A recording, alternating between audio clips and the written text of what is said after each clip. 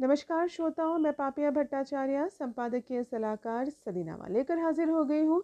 30 जुलाई 2021 का संपादकीय शीर्षक है सपनों को भी चाहिए जमीन।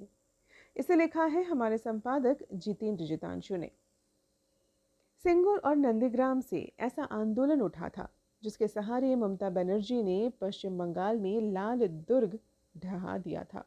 मगर आज खुद ममता उसी मुहाने पर खड़ी है। ऐसा क्यों? क्या कोलकाता को लंदन बनाने के सपने के लिए जमीन की जरूरत नहीं? जानते हैं इस बारे में विस्तार से आज के संपादकीय में। शीर्षक है सपनों को भी चाहिए जमीन। 29 जुलाई को पश्चिम बंगाल की मुख्यमंत्री ममता बनर्जी ने मोदी सरकार के विरोध में विभिन्न दलों के नेताओं के साथ कई राजनीतिक बैठकों के बाद केंद्रीय मंत्री नितिन गडकरी से मुलाकात की। उन्होंने बताया, मैंने अनुरोध किया है कि ये अच्छा होगा यदि हमारे राज्य में एक विनिर्माण उद्योग हो जो इलेक्ट्रिक बसों, इलेक्ट्रिक ऑटो, इलेक्ट्रिक स्कूटर का निर्माण करेगा। हमारा राज्य बांग्लादेश, नेपाल, भूटान और पूर्वोत्तर राज्यों के साथ सीमा साझा करता है, इसलिए हमें उचित सड़कों की ज़रूरत है। जबकि गडकरी ने सीएम से मुख्य सचिव को एक बैठक के लिए भेजने के लिए कहा था। ये जानना आवश्यक है कि साल 2008 में टाटा मोटर्स को पश्चिम बंगाल से कैसे दूर किया गया। साल 2006 में पश्चिम बंगाल में टाटा मोटर्स के प्लांट के लिए भूमि अधिग्रहण शुरू हुआ था। राज्य सरकार द्वारा भूमि का अधिग्रहण किया गया था और साल 2007 में टाटा मोटर्स ने संयंत्र का औपचारिक निर्माण शुरू किया। हालांकि भूमि अधिग्रहण प्रक्रिया पर विवाद का कारण परियोजना को पूरा करने में समस्याएं आई। टाटा पश्चिम बंगाल के सिंगूर में टाटा नैनो के लिए एक विनिर्माण संयंत्र शुरू करने की योजना बना रहा था। बनर्जी राज्य में विपक्ष की नेता थी। पिछले वर्षों में भूमि अधिग्रहण की प्रक्रिया के दौरान टाटा मैन्युफैक्चरिंग प्लांट और राज्य सरकार के खिलाफ बड़े पैमाने पर विरोध प्रदर्शन हुए थे।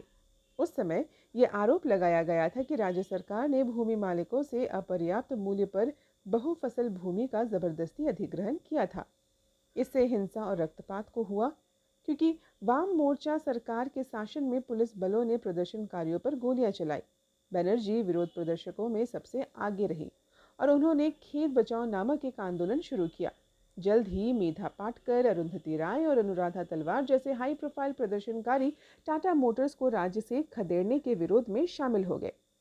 हंगामे के बाद टाटा मोटर्स ने अंततः सितंबर 2008 में पश्चिम बंगाल में परियोजना को रद्द करने का फैसला लिया और गुजरात के साणंद में इसके लिए प्रक्रिया शुरू की। उस समय प्रधानमंत्री नरेंद्र मोदी गुजरात के मुख्यमंत्री थे। विवाद को सालों बीत चुके हैं, लेकिन स्थानीय लोग यह नहीं भूले हैं कि उन्होंने क्या किया। विरोध प्रदर्शन में भाग लेने वाले अधिकांश स्थानीय लोगों को अब का मानना है कि वे उस समय गलत थे। प्रदर्शनकारियों में एक ने ऐसा भी कहा कि हमें आंदोलन से कुछ नहीं मिला, हमें इस्तेमाल किया गया और बाद में राजनीतिक दलों द्वारा अपने उद्देश्यों की पूर्ति के लिए खुद को बचाने के लिए फेंक दिया गया।